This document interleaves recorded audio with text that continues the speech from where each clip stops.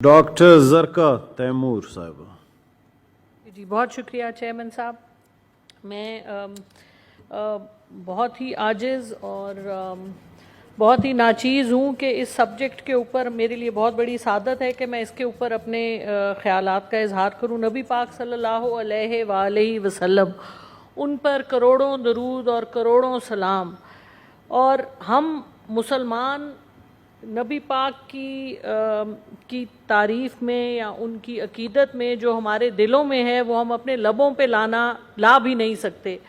लेकिन ये जो हुआ है हिंदुस्तान में, जिस तरह से बीजेपी ने अपनी एक जो उनकी हिंदुत्वा सोच है, आरएसएस की जो सोच है, ये एक पे दर पे वो मुसलमानों को टारगेट कर रहे हैं, लेकिन उसके साथ क्रिश्चियंस को भी टारगेट कर रहे हैं हिंदुस्तान में।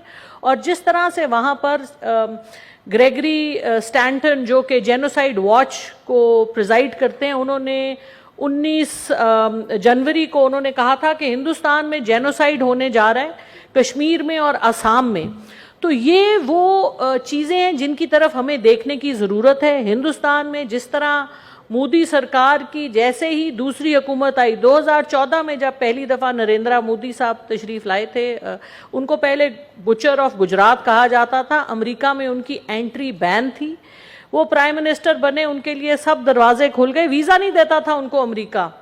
लेकिन फिर जब वो प्राइम मिनिस्टर बने, पहली टर्म में उन्होंने जो किया, लेकिन सेकंड टर्म में आके वो जो उनके सारे हर किस्म की जो रोक टोक थी वो ख़त्म हो गई। सेकंड टर्म के मसाइल इसी किस्म के होते हैं। लेकिन उसके बाद जो अनलॉफुल एक्टिविटीज़ प्रिवेंशन एक्ट जो इंडिया का है, सिटीजनशिप ऑथराइजेशन एक्ट जो है, जिसमें कि मुसलमान जो दूसरे मुल्कों से आते हैं उनके हकूक़ भी उन्होंने पामाल किए।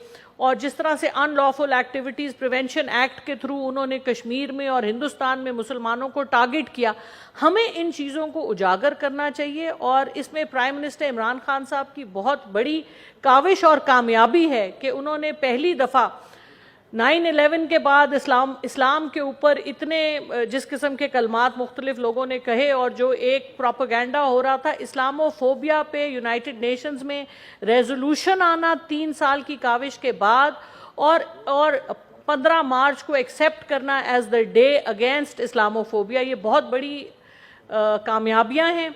और जिस तरह से OIC को इकट्ठे किया गया, ये भी एक ज़बरदस्त कामयाबी। और आप देखें कि पहले ये होता रहता है, नबी पाक सल्लल्लाहु अलैहि वसल्लम के नाम के साथ डेनमार्क हो या UK हो, हर जगह से इस किस्म की सराई होती है ताकि हमारे दिलों को ठेस पहुंचाई जाए। और वो देखते हैं कि जब वो ठेस पहुंचाते हैं तो हमारा रिएक्शन क्या है, क्या हम अपनी ही इमलाक को जलाते हैं, क्या हम वो हमारा बिहेवियर देखते हैं और सारी दुनिया देखती है।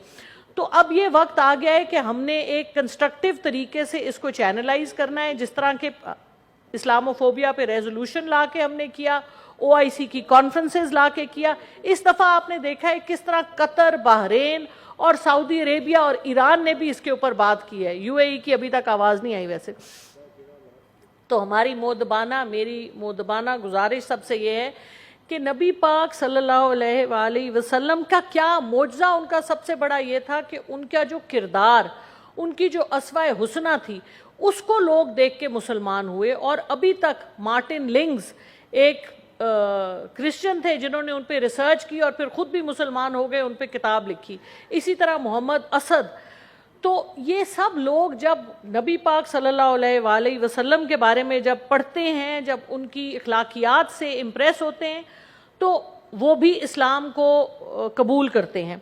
हम मुसलमानों के लिए एक बहुत बड़ा चैलेंज है कि हम अपनी अखलाकियात जो बहुत नीचे गिर चुकी हैं, हम इनको उठाएं और उसी अस्वाए हुस्ना को फॉलो करें। और हमारे ही बिहेवियर से इस किस्म की जो हर्जा सराई है, जो इस किस्म की ज़्यादतियाँ हैं, इनको हम रोक सकते हैं। बहुत शुक्रिया जी।